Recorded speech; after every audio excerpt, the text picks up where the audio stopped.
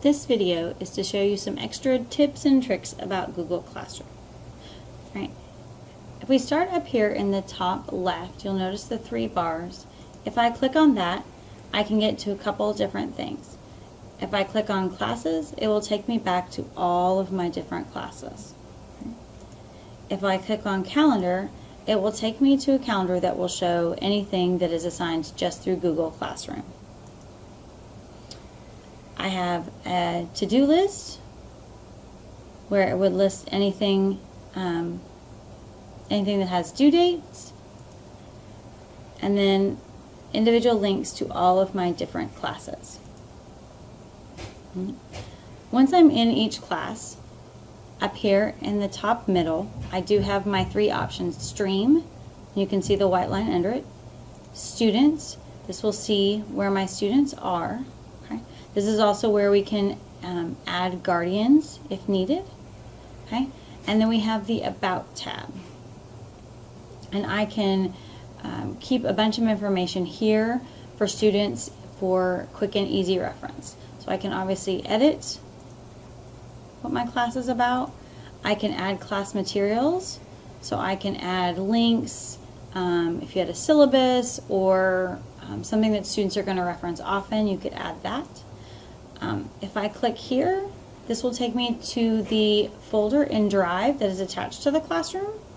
If I click here, it will take me to the calendar that is attached to the Google Classroom, and if I click here, this is going to take me, this is to my whole Google Calendar. Okay, and then also from here I can see the teachers, and I can actually invite other teachers. So if you have other teachers you want to include for inclusion or teach the same subject as you, this is where you would invite the teachers. If I go back into the stream, you'll notice some things down here on the left side. The first one is show deleted items. I can turn that off and on. So if I've done something and deleted it, I can either not see them or see them. Then I have this option if students can post or comment. So can students post in the stream? Can they comment in the stream? And I have a couple of different options. Students can only comment, meaning they can only comment on questions or announcements that are in the stream, or only teachers can post or comment. So if you're worried about your students doing anything inappropriate, you can just pick this, only teachers can post or comment.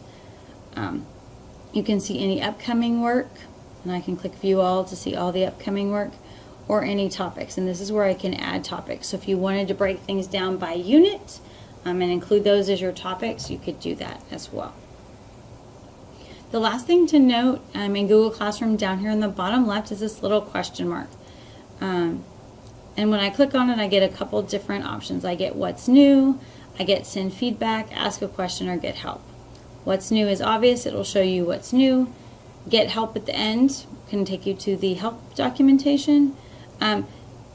Send feedback. If there's something that you want to be in Google Classroom, but it's not there yet, I highly recommend you use the seed feedback.